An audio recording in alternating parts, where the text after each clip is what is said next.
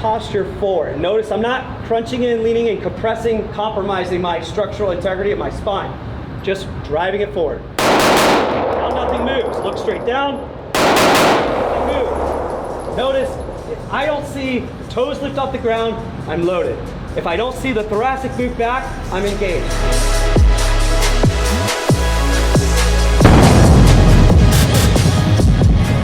Now one thing that does help a shooter break the trying to build a relationship at the gun and the target, what helps is by occluding the objective lens. So what I've done on my gun here is I've occluded the objective lens with painter's tape. So that blue painter's tape is a very handy tool that you guys can see and you guys can use to just occlude the objective lens. Notice I didn't occlude the ocular lens. You can see right into it. You can't see through it any longer. So now, just like I demonstrated with your guys' fingers on my nose or those 1-inch dots, you are now going to stare at the 1-inch dot, you're gonna drive your finger up. When the sights get disrupted, guess where they return to? The only thing you can focus on, because no longer can you focus on that red dot, because now it's gonna go away and come back. Go away and come back. Now, you can lose your locked vision focus from target to red dot. And that's where we go from, I got my vision locked and focused on something small, I produce a red dot and I say, oh, hey, what's up, red dot? It's called over-confirming. When we over-confirm or we trust but then verify that the dot is actually in building an alignment, guess what's gonna happen now because we occluded the objective lens? You're now gonna lose the target completely. If you're trying to look through it like it's a windshield, it won't work like this. So now what we're trying to do is look around the dot, 1,000-yard stare past the dot, focus on what's important, so now you have a full field of view. What this will end up doing is strengthening both of your eyes, both dominant and non-dominant, and also speed up the process of you accepting what is aligned and what is not, right? So sight alignment is now gonna happen as quick as you guys are taking a cursor to an icon. You're not staring at your mouse, you're not staring at the cursor, taking it to icon, you're looking at Google Chrome, driving into Google Chrome, click, and it happened like that. That's what we can now do with a red dot platform. That's what we can now do in society so that all of you can remain more accountable. All right?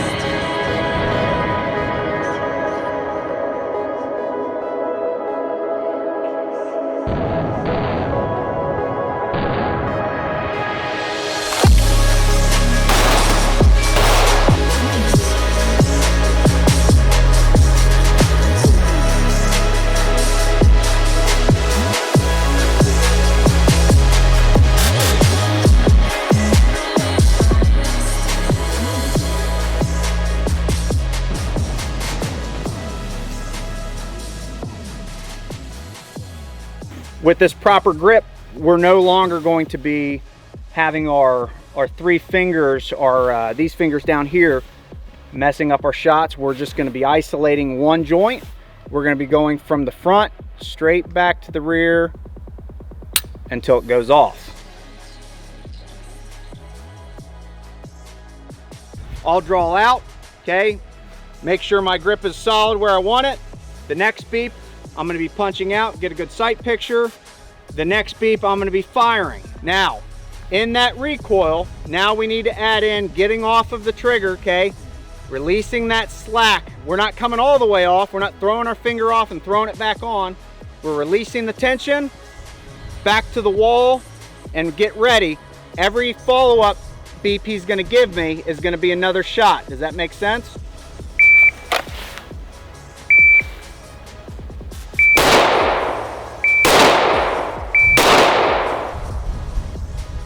Okay, so with that, pulls the trigger, I'm coming back off of it. Okay, I'm finding that wall again.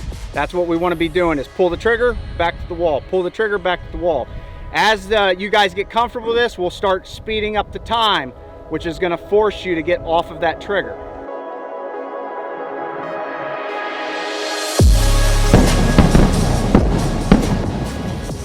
So when I'm thinking squeeze, I'm thinking bam, right? And squeeze, that sympathetic reflex of all fingers wanting to squeeze, just nix that word right away. Okay. Think press, right? I've got a lever, now I'm pressing that lever because this grip was reinforced to disable those three amigos from pulling triggers and squeezing this hand. When I squeeze hand, sights deviate, so stay away from the word squeeze. I don't care if you say pull because it still implies that we're only pulling one thing. But press is kind of an easy word. We got something our fingers on, let's just press it through the length of pull.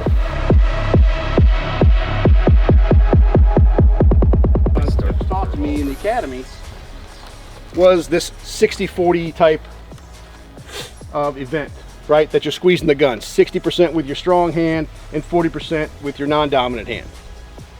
All right, well, what does that mean, right? 60-40 could mean something different for anybody. If you've ever shaken somebody's hand, sometimes they got a good strong grip, sometimes they don't. Is that their 60? This gun's going to recoil the same way for all of us because we all have the same gun, right? It's all the same velocity that's going to be coming out. We're going to use leverage instead of just brute force. All right. In order to demonstrate that, I'm going to have Van Pelt come up here. Okay. Van Pelt's going to take my hand. Okay. I'm just going to use brute force, just like a regular handshake, right? All right. And he's going to go ahead and he's going to take me to the sky. He's going to try and take me to the sky, and he can do it, and he can take me all the way down. I can't force him not to do that by just sheer force alone. So we're going to use leverage. Leverage is a great tool. We've all learned it before with this class that we've just taken, but this is how we're going to, this is very simple. I'm going to put my hand together like this. I'm going to go ahead and push forward with my thumb, but I'm going to engage my pinky and have it go backwards towards me.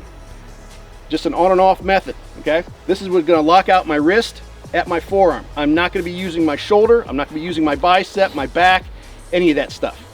It's just simply locking your wrist out and using leverage. Now he's going to try and take me to the sky. He's going to try and take me to the ground. He can't do it.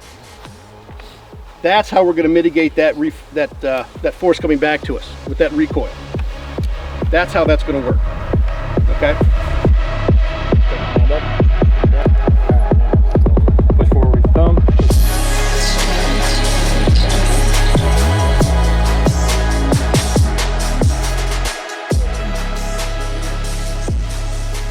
The structure was good. The curriculum needs now wrote. All the little missing things that you guys were all jotting down and writing up in your own critiques, I will forward all my critiques over to Dave so that he has everything from all of you guys today.